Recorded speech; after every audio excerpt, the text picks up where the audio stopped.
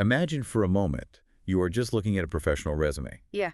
Usually it's a very standard progression, right? Yeah, basically you expect to see a few promotions, maybe a nice best employee certificate. Exactly. And if they are, truly at the peak of their industry, perhaps some kind of regional award. Right. It's a predictable trajectory. You put in the hours, you climb that corporate ladder, and your resume reflects that standard journey. But then you come across a profile that just completely shatters that mold. I mean, just picture a resume boasting exactly 107 distinct awards. Wow. 107. Yes. Spanning from 2002 all the way to 2026. We are talking about Guinness World Records. That is massive. We are talking Six Sigma Platinum Awards. And for those who aren't like supply chain nerds, Six Sigma basically means mathematical statistical perfection in manufacturing. Absolutely. It is incredibly hard to get. Right. And multiple nods for HR excellence on top of that. Which, you see, is an absolutely staggering volume of recognition for a single lifetime. It almost sounds like the track record of some ruthless, cutthroat corporate raider who just slashed his way to the top. And that is the twist. That is exactly why today's deep dive is so utterly fascinating. He didn't build this empire by firing people or squeezing margins. No, not at all. He did it by sending 100 rupee money orders to his factory workers' parents. A completely counterintuitive approach to running a highly profitable conglomerate. It really is. So we are, of course, talking about C Sivakumar. And the primary source we are unpacking today is an incredibly detailed interview in the March 2026 edition of the eMagazine PreSense. Right. They have featured Sivakumar as a visionary titan. But before we get into his actual playbook, I feel we have to establish why this specific source carries so much weight. I'm really glad you brought that up, actually, because PreSense isn't just any digital newsletter. This March 2026 edition, it actually marks their 20th anniversary. 20 years. That is a huge milestone. It is. And the origin story is brilliant. The magazine was launched back in March 2006 on the direct suggestion of none other than former President Dr. APJ Abdul Kalam. Oh, wow. Which just gives me goosebumps, honestly. Yeah.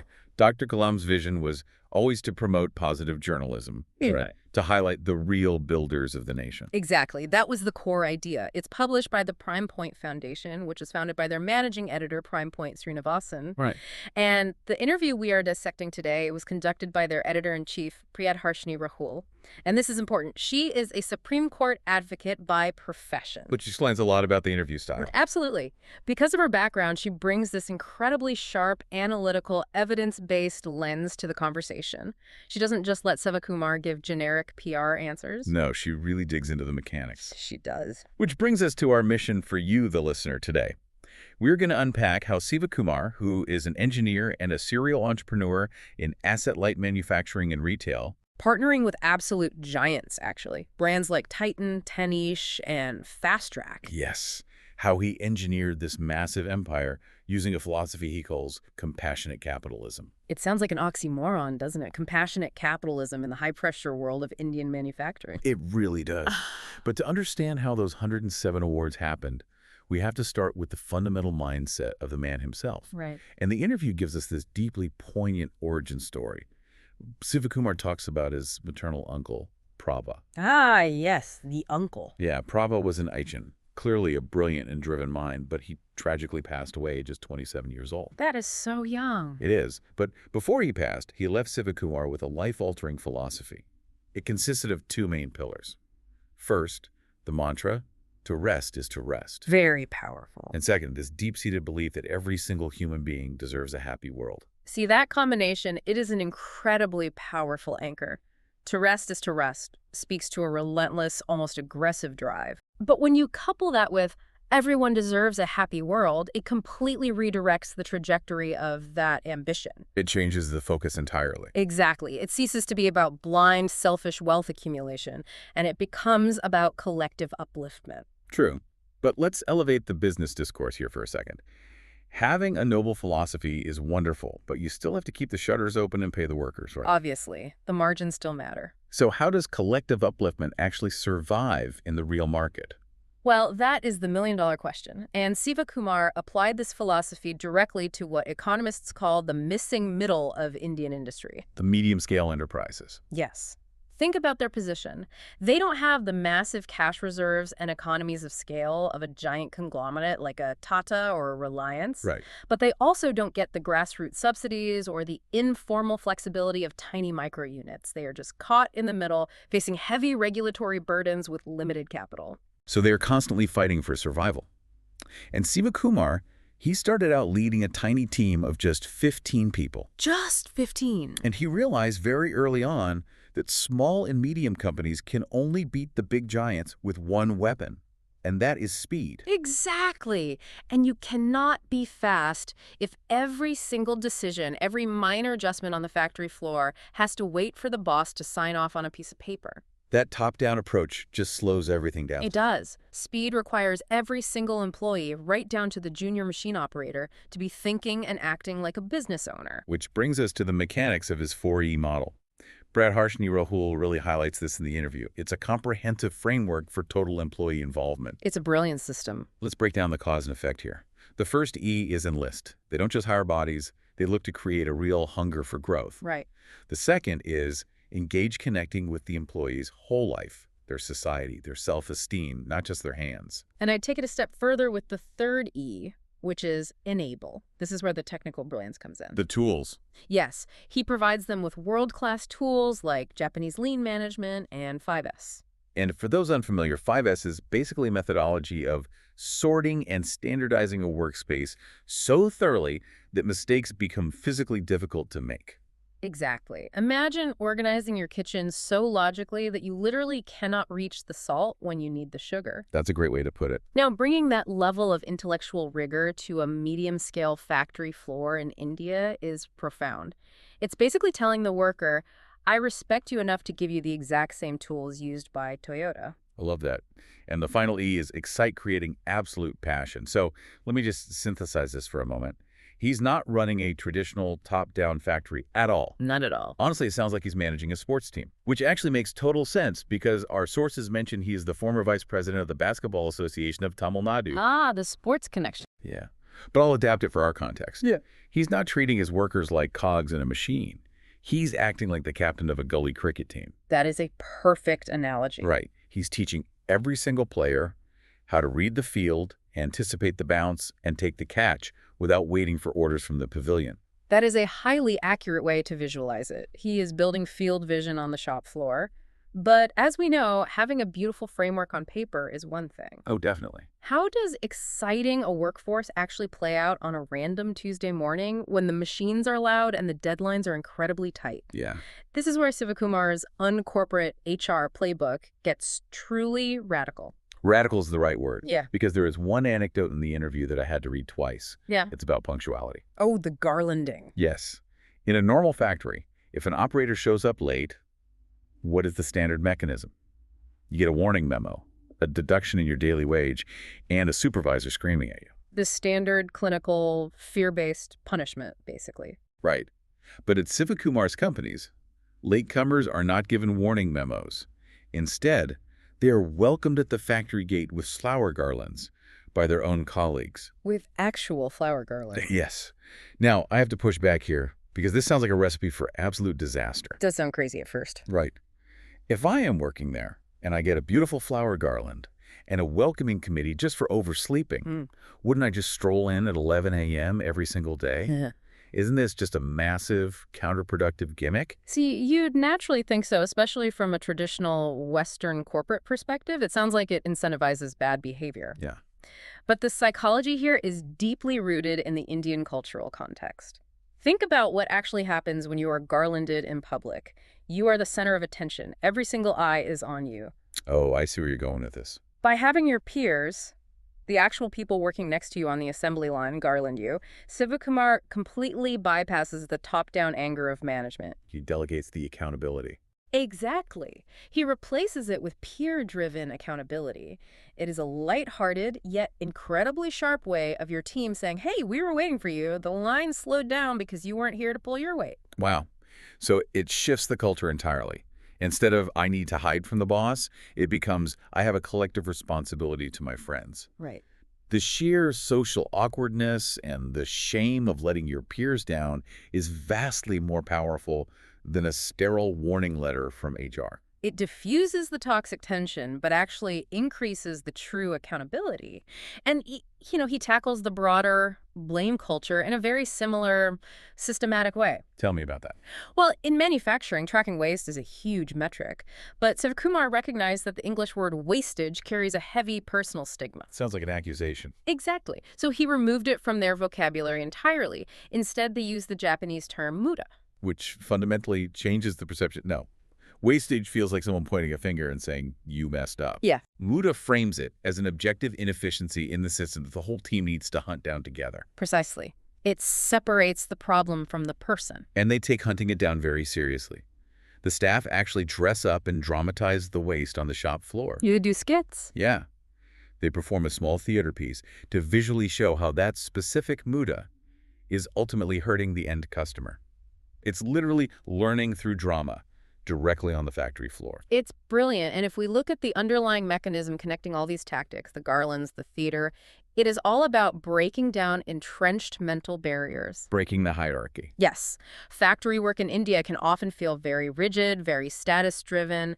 There is a clear hierarchy. Sivakumar actively shatters that. The interview mentions another detail that perfectly illustrates this. The Kodaikanal trick. Yes. He actually takes his factory staff horse riding in Kodaikanal. I found that detail amazing.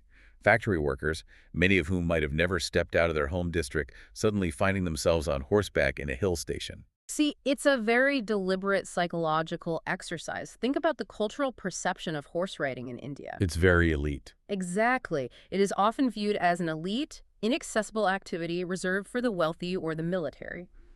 By putting a shop floor worker on a horse, he is physically proving to them that they can conquer the unfamiliar. He is rewriting their self-image. Right. A worker who realizes they can control a massive animal in Kodaikanal comes back to the factory fundamentally believing they can master a complex new piece of CNC machinery. It's about expanding their internal boundaries. But what truly struck me is that this radical empathy and accountability doesn't stop at the factory gates. No, it extends all the way home. Right. Sivakumar engineered a system to make the family his primary stakeholders. Because an employee's mindset isn't left at the factory gate, is it? It's shaped at the dinner table. This is where the rubber meets the road for compassionate capitalism. His family initiatives are virtually unheard of in the SME sector. Let's look at the money order initiative. Every single month, the company sends a token money order of exactly 100 rupees directly to the parents of the employee. Such a specific, traditional method, too. Yes, and it is accompanied by a letter from management praising their child's hard work and contribution to the company. See, to understand why this works so well, you have to look at the social fabric of Tier 2 and Tier 3 Indian towns. Right. Economically speaking, 100 rupees is a purely token amount. It's almost nothing today. True. But the social prestige it generates is immense. The postman comes to the parents' door, he hands them a money order and an official letter of praise from their child's boss. Oh, I can just imagine. Those parents are going to show that letter to the neighbors, to the relatives at the next wedding. It transforms the parents into the company's biggest cheerleaders. Oh.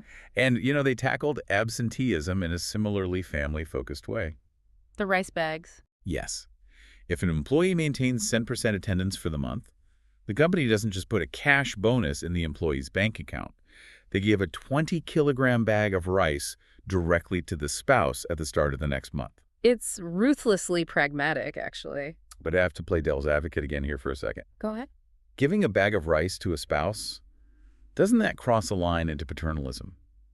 It feels a bit like the company is treating the employee like a child who needs their husband or wife to keep them in line. It's a fair critique if you view it through a purely individualistic Western lens. But in the socioeconomic reality of many working-class Indian households, the household economy is a deeply shared enterprise. That makes sense. By bringing the spouse into the fold, the home itself becomes a support system for the workplace. If an employee feels like taking an unnecessary day off just to lounge around, the spouse is going to quickly remind them. Wait, if you stay home today, we lose the 20 kilos of rice for the kitchen next month. Exactly. It perfectly aligns the family's daily economic needs with the company's operational goals. It's a total win-win when you look at the household unit. But Sivakumar goes far beyond just daily provisions like rice. He has an intense dedication to genuine generational wealth creation for his staff. This part is mind-blowing. And keep in mind, we are talking about medium-scale industry and retail franchises here. These are not Silicon Valley tech salaries. Yet, he insists on educating his employees on financial literacy directly on the shop floor. We're talking deep dives into mutual funds, gold accumulation, and real estate. Because he understands that true empowerment isn't just handing out a decent monthly salary. It's ensuring long-term financial security. Absolutely. If an employee knows their future is secure, they don't jump ship for a 500 rupee raise across town. Their loyalty becomes unshakable. And the results of this financial mentoring are staggering. The interview reveals that junior staff members have diligently built investment portfolios of 50 lakh rupees. 50 lakhs for junior staff, that is huge. And senior staff. Their portfolios are exceeding 2.5 crores. Let me just repeat that for everyone listening. 2.5 crores. Created entirely through disciplined, ethical savings guided by their employer. That is the kind of wealth that changes the trajectory of a family for generations. I really want you, the listener, to just think about your own workplace for a second. How much more engaged, how much more fiercely loyal would you be if your boss wasn't just tracking your quarterly KPIs, but was actively sitting down with you to help you build a multi-crore net worth? And on top of that, sending letters of praise to your parents every month. You wouldn't just work for them. You would treat that company as your own family. Exactly. And this micro-level empathy that Sivakumar has perfected naturally scales up into his macro-level vision for the Indian business ecosystem. A leader who cares this deeply about a single machine operator obviously has very strong views on how the national system should operate. Oh, absolutely. He is a staunch advocate for policy changes to help the missing middle. Priyadharshni Rahul asks him point blank in the interview what the government needs to change, and he outlines 3 massive systemic shifts. Right, let's go through them. First, he calls for faster land reform so entrepreneurs don't spend 3 years stuck in red tape just trying to set up a basic manufacturing shed. Crucial point. His second point is also vital world-class industrial parks, but he adds a very specific caveat. He argues the government needs to handle the heavy infrastructural lifting, specifically things like central effluent treatment plants. Let's explain why that matters, because it's a massive bottleneck. Yeah. If a medium-scale factory has to build its own complex water treatment facility to meet environmental norms, it completely drains their working capital. They have no money left to buy advanced machinery. Right. But if the industrial park provides that treatment centrally as a plug-and-play service, the SME entrepreneur can focus % of their capital and energy on manufacturing and innovation. It removes the friction of compliance entirely. Exactly. And his third point ties right into that true ease of doing business. He famously frames the simplification of GST and income tax, not just as a matter of reducing paperwork. He calls it showing empathy for the honest entrepreneur. That phrasing is just brilliant. Empathy for the honest entrepreneur. It scales his core philosophy from the factory floor straight to the Ministry of Finance. He's asking the government to treat the business owner with the same fundamental trust that he shows his own employees. Yes. And this unshakable belief in human potential spills over completely into his philanthropic work as well. He is deeply involved with the Banyan Academy of Leadership in Mental Health, or BALM. Which is highly significant work. Yeah. Mental health is often a deeply stigmatized, hidden struggle in India, particularly for vulnerable, destitute women. It is. His role as a trustee there is about restoring dignity and agency to a demographic that society has largely swept under the rug. And then there's the Mugavari Foundation. This connects directly to his wealth creation mindset, but applied to education. Right, mentoring the youth. Exactly. They find brilliant children from utterly impoverished backgrounds and pair them with mentors. If a kid from a remote village wants to be a doctor, Mugavari finds a successful doctor to personally guide them. They're helping kids become lawyers, civil servants. Because, as Sivakumar notes, education doesn't just change that one child, it lifts the entire extended family out of poverty forever. It is the ultimate scaling of his Uncle Prabha's belief that everyone deserves a happy world. And what's fascinating is how he takes all of this accumulated wisdom and passes it on to the next generation of business leaders. Through his investment work. Yes, as a member of the Kiratsu Forum, which is a massive global angel investment network, he spends a lot of time mentoring young, tech-ready startup founders. And his advice to them is incredibly blunt, isn't it? He tells them to stop playing the valuation game. It's a critical reality check for today's ecosystem. The startup world right now is so obsessed with unicorn status, with raising the next round of funding at a higher multiple. Sivakumar tells them they are obsessing over the exit strategy before they've even built a solid entrance. He's basically telling modern founders to look away from the spreadsheet and look at the factory floor. Focus on the product. Focus on the people building it. Get the fundamentals right. Exactly. Valuation isn't a target you aim at.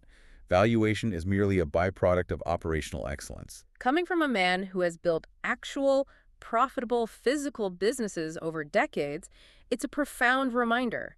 A business is fundamentally a group of human beings coming together to solve a problem, not just a financial instrument designed to be flipped to the next investor. Okay, we have covered an immense amount of ground today. Let's bring it all together. What this PreSense interview proves is that C Sivakumar is walking, breathing proof that you can win 107 awards. You can break Guinness records. You can build a highly successful, sprawling conglomerate without sacrificing an ounce of your humanity. In fact, his humanity is his competitive advantage. The human element isn't a distraction from the bottom line. It is the engine driving the bottom line. And I think one of the most powerful takeaways comes right at the end of his interview. The advice on ancient wisdom. Yes. When asked for his final piece of advice, he doesn't point to a new management fad or an AI software. He urges the next generation to look at ancient Indian scriptures. He talks about the texts that teach deep focus, positive thinking, and the true power of relationships. He argues that if you can combine modern technology with the deep mental strength found in that ancient wisdom, you become entirely unstoppable. It perfectly bridges the gap between heritage and innovation, which leaves us with a final, provocative thought for you to mull over. Let's hear it. We live in a corporate world that is just obsessed with retention. Globally, companies spend billions of dollars on superficial office perks, beanbag chairs, free kombucha on tap,